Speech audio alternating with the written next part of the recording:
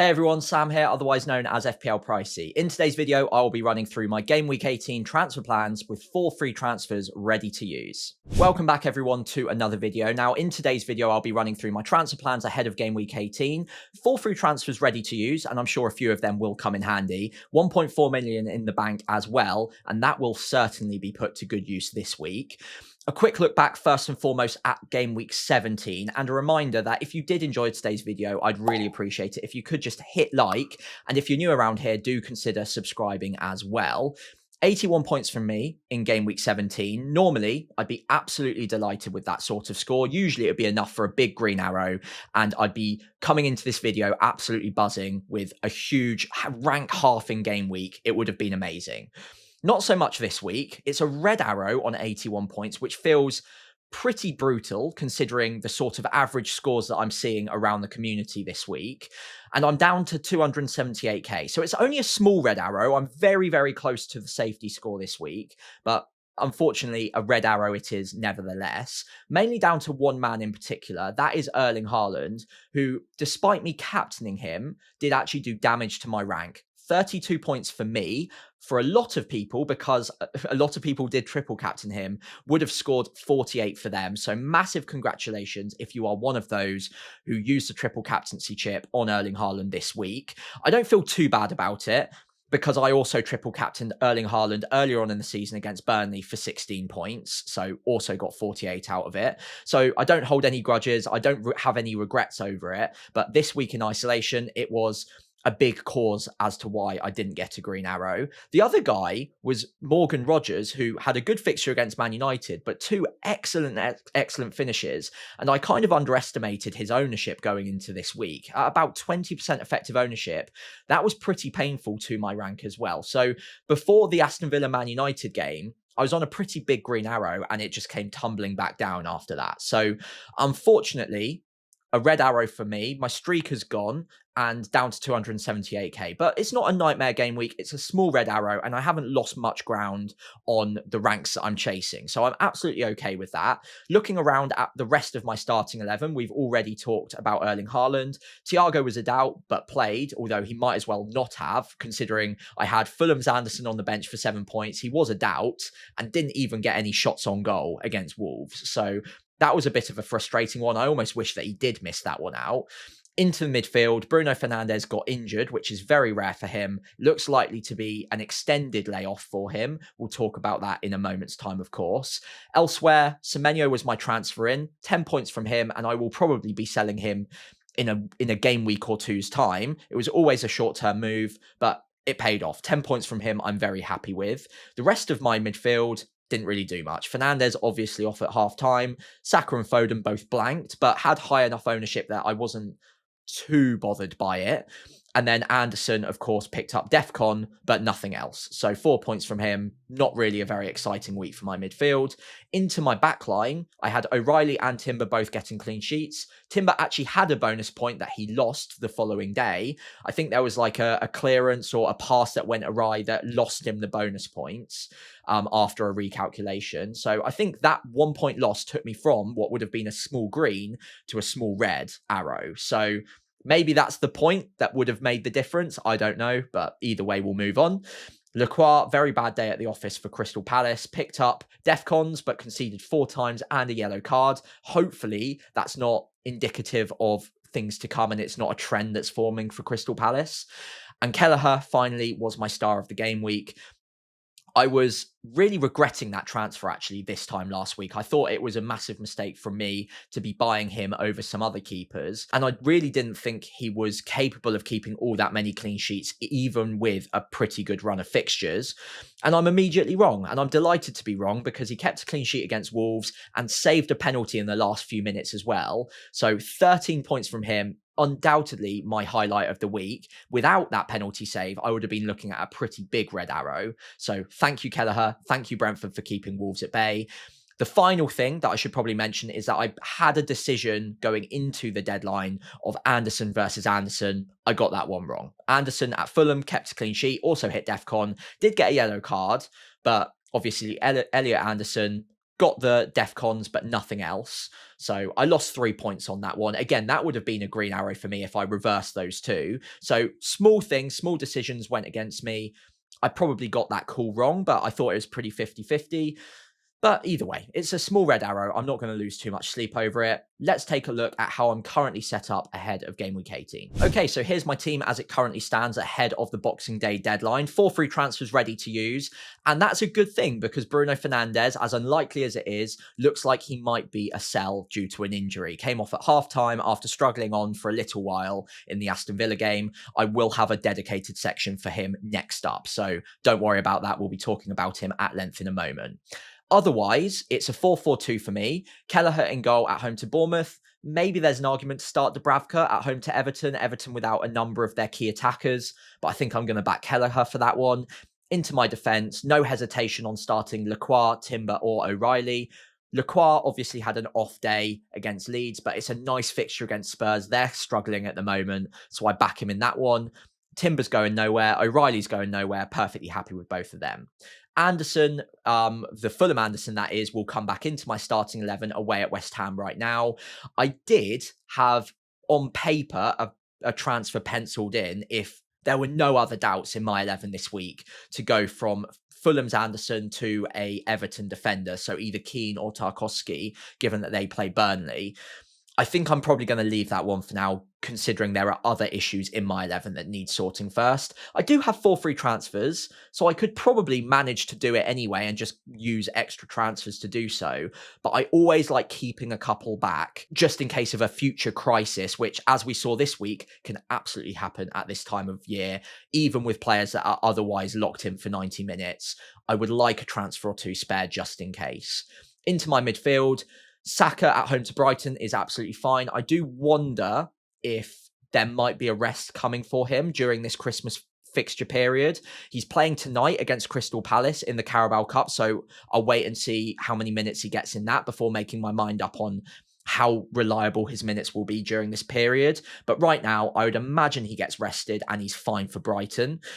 Brentford away for Semenyo. Again, if Bruno wasn't a doubt, or I guess just an injury flat out rather than a doubt, then Semenyo probably would be a player I'd be looking at selling this game week, especially if Szoboszlai wasn't suspended, by the way. I'd probably just be making that move. But Szoboszlai is suspended, and I've got other issues in my 11. So Semenyo away at Brentford is absolutely fine. I will be holding on to him.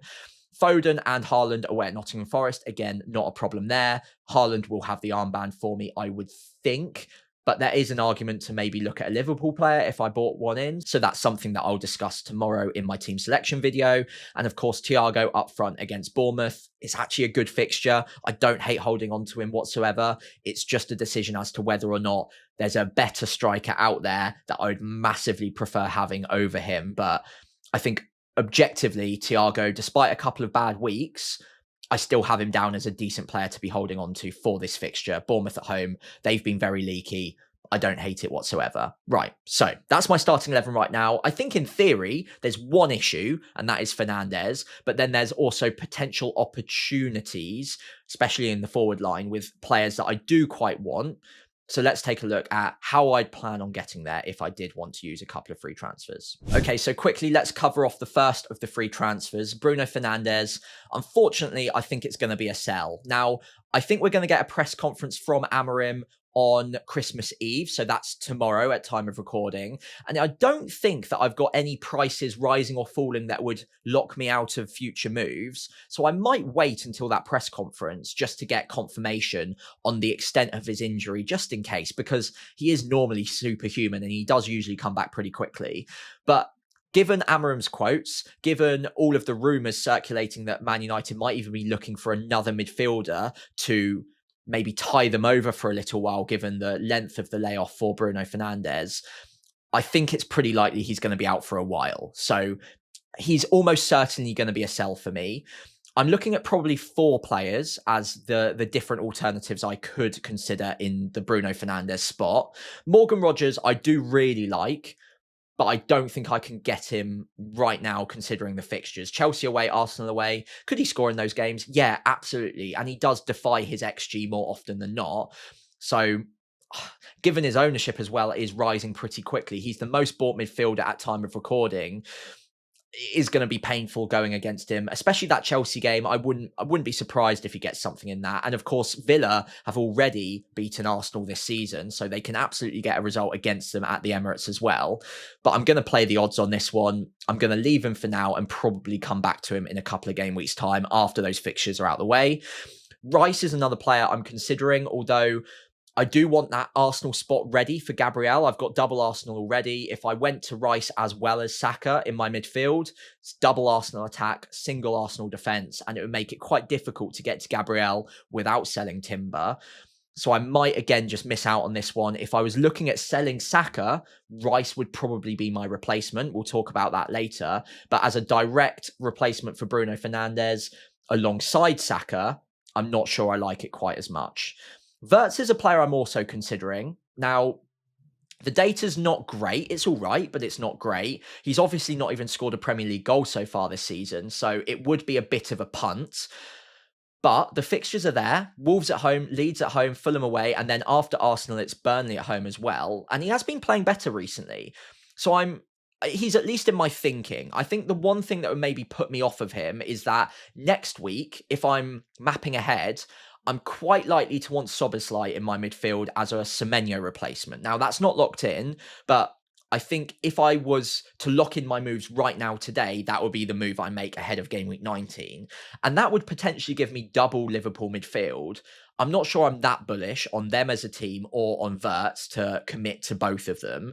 So with that in mind, that leaves one player left in my consideration set, and that is Cunha. Now, Cunha's got good data, 0.51. It's the best of the bunch in terms of replacements.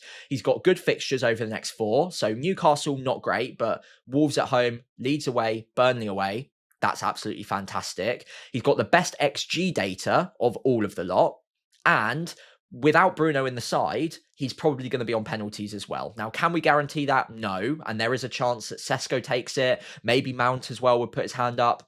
I've just got a gut feeling Cunha is going to be the one who takes it. And I also think he's going to become more talismanic, more responsibility on his shoulders because they're missing so many key members of their squad. Will it make Man United worse as a team? And will they create less chances? Yeah, probably.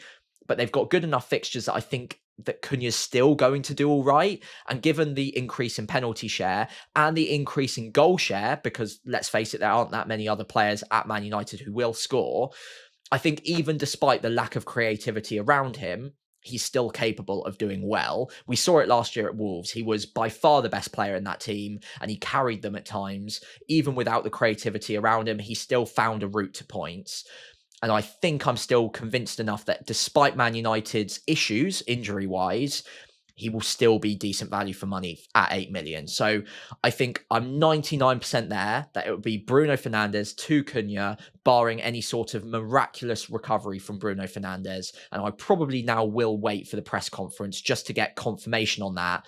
But I'm 99% there. I'm almost certain that Bruno's going to be out for all of these games.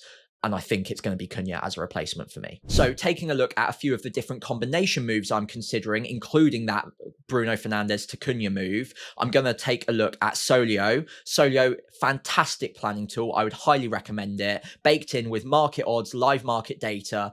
I really, really am enjoying it this season. Not a sponsored section, I just really like it. And of course, if you wanted to go and use it yourself, the link is in the description below. I think they're running an offer where all of the premium features are actually free for the whole of December now. I think it was because Tielemans scored or assisted at some point in recent game weeks and they rated him quite highly earlier on. So anyway, whatever the reason is, it's free for the month. So do go check it out whilst you've got the chance and make the most of all of the free features. So taking a look at my squad, currently on Solio, I'm looking at a 4-4-2 and I've made the replacement for Bruno Fernandes. I've put in Cunha.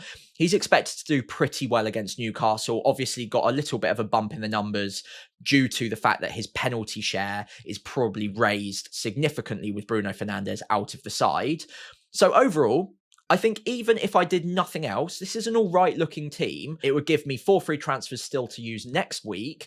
And if I map ahead quickly on the left hand side, you can see this, my top line, I'm going Fernandes to Cunha this week. I'd probably be looking at Semenyo to Szoboszlai next week. That would give me 3.4 million in the bank. So tons of flexibility and still 4 free transfers going into game week 20.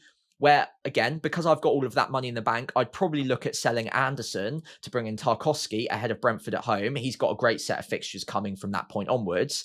And then from that point onwards, I've kind of just automated it. But let's say, for example, Gabriel comes back in fairly soon. You could look at buying him in the next few weeks with the money I've got spare. So I think this one is the most passive way that I could use my free transfer this week.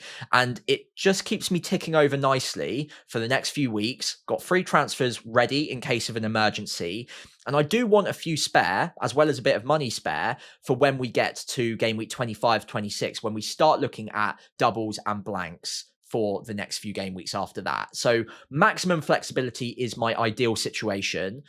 However, it must be said that this is quite a passive way of playing it, only using 1 free transfer to just sort out the Bruno issue, especially when I've got the money in the bank to make upgrades elsewhere. It does feel maybe a little bit too passive. So that's one route. I don't mind it whatsoever. It sets me up all right, but it does keep Thiago when there's another striker I would really quite like this week. So moving down, this is a slightly more aggressive play. 2 free transfers out of the 4 used, and I do have the money to go from Bruno Fernandes to Cunha, and also use the money saved from that, as well as the money in my bank, to go up from Thiago to Ekitike. Now, a lot of you, I can already feel it, are going to be typing in the comments below just saying, do that option. It's by far the best one. And I think I'm with you. I think that this is my favorite preferred route right now. It still gives me 3 free transfers next week, and the plan would remain largely the same. It'd be Szoboszlai in for Semenyo next week. Obviously, things can change, but it's looking pretty good. And then Tarkowski in for Anderson the week after that. I could even bring it forward a week and use 2 free transfers next week as well. But either way, it's the same amount of transfers used. I'd have 3 in the bank going into game week 21. And then it gives me a fair bit of flexibility and also a really powerful striker in the meantime. Ekitike, I do really like the look of. With Isak out, we don't know exactly the extent of the injury, but the reports are that he's broken something, so he's going to be out for a while. I think Ekitike's minutes are bound to be very, very strong. I don't think he'll take penalties, but I suppose it's a possibility. And of course, he is now a talismanic figure at Liverpool with Mo Salah not there, with Isak out. He's going to be that starting centre forward, and he's got some great fixtures, starting off with the best of the bunch, Wolves at home this week. So I think this week in particular, it makes a lot of sense having Ekitike over Thiago, but it does use an extra transfer, so a little bit less flexibility later on.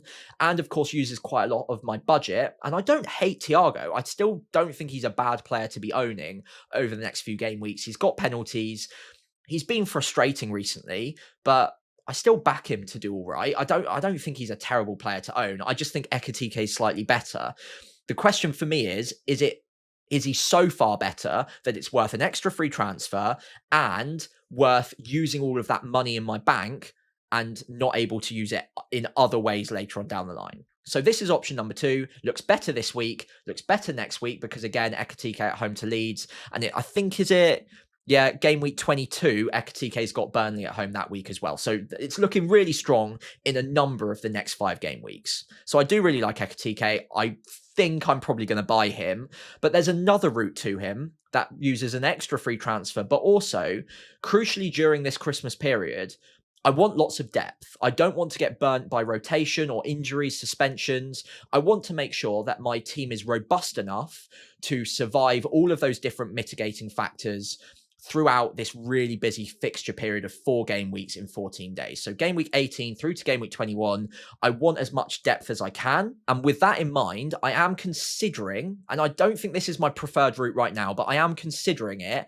downgrading Saka to Rice. And again, I'll wait until after the Arsenal game. If Saka plays that one and plays 90, then this will become much more tempting for me, because I think Rice's minutes are going to be a bit more secure over the Christmas period. I've got a gut feeling, I don't know why, but I just have a feeling that Saka gets a rest at some point in the next 4 game weeks. We saw against Brentford when they played 3 times in a week earlier on in the season. I think it was game week 14. He did come off the bench and score, which kind of papered over the cracks there, but it still reduced minutes nonetheless. And Madueke is a good footballer. He's going to get minutes on the right-hand side during this period, you would think. So is Saka as powerful, especially because I'm not looking at captaining him in the next few game weeks anyway? If we reduce the minutes or the expected minutes from Saka, is he that much better than Rice, who I do think plays 90 more often than not throughout this period? I still think he's better, but is it so much of a difference that it's worth holding on to Saka? So I could downgrade him to Rice. It would save me a lot of money. I could still make the Fernandes to Cunha move, but instead of selling Thiago, I could sell Mark Giu and go with a 3-4-3 and also give me a lot more depth on my bench. So rather than having a dead spot striker like Giu, I play a 3-4-3 most weeks. But look at my bench. I've got both Andersons who are both DEFCON monsters and have the odd good fixture during this period. I'm always happy getting a DEFCON player off my bench. And then final bench player is Rodon, who until now was basically my second bench player.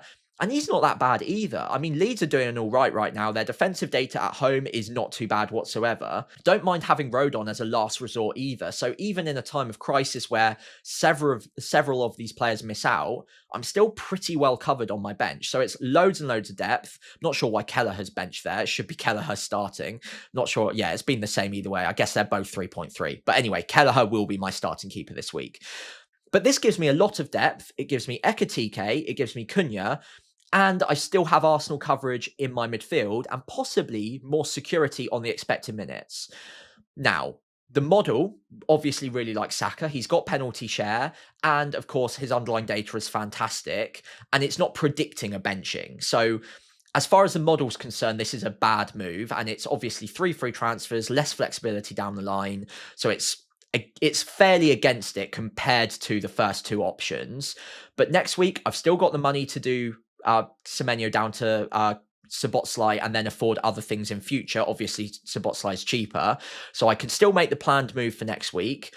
In game week 20, I can still make my Anderson to Tarkowski move fairly easily as well. And then come game week 21, I might not even want to make a transfer. So I might be able to get back up to 3 free transfers by, let's say, game week 22 if nothing goes wrong. So is it that inflexible? Like using 3 free transfers now, they're there for a rainy day, and Bruno Fernandes being out is a bit of a rainy day, and possibly there's an opportunity to give myself a more robust 15 for what is a pretty tumultuous, pretty difficult period of the season to navigate if you've got a dead spot striker in there. So I'm considering it. I still think even without moving Giu up to Ekitike, I'm fairly well covered with Rodon and Anderson. I don't think I'm going to be relying on my third bench option all that often. So maybe option number 2 is good. And it does keep Saka. But I've got a gut feeling that Thiago's not really a sell. So I think I'm between options 2 and 3. I don't think I'm just going to be as passive as only doing the 1 free transfer with Fernandes to Cunha. I think that's a little bit too passive. So either the 2 free transfer move to go to Cunha and Ekitike for Thiago and Fernandes. A lot of people will just be saying that's the obvious move, do it. I do still quite like the 3 free transfer move. I think it gives me the depth. It keeps Thiago, which I quite like.